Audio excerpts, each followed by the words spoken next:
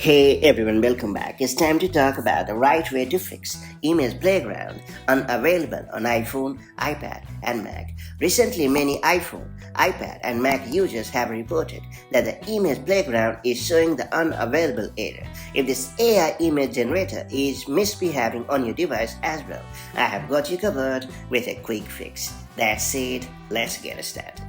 So first off, I will recommend you to ensure that the image creation tool has not been blocked on your device. If you or for that matter someone might have accidentally blocked this feature, it could be the prime reason why the image playground is malfunctioning on your device.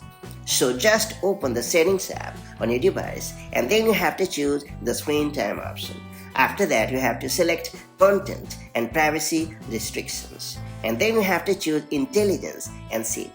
After that, select image creation and then you have to choose the allow option. If you're using a Mac, you have to launch the system settings app and then you have to choose the screen time option. Then you have to select content and privacy. After that, you have to select intelligence and see. And then you have to enable the toggle for image creation and hit the done button to confirm the action.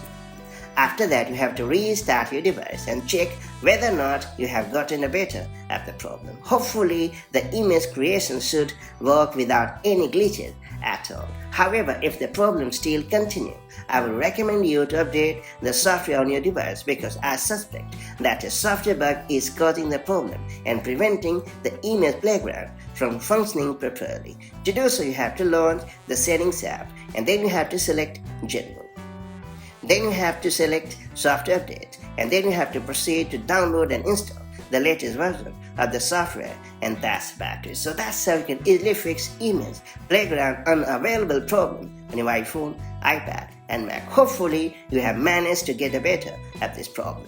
If you found this video helpful, make sure to like and share it and do subscribe for more such handy tips and tricks. Now I'll catch you up in the next one. Take care. Bye-bye.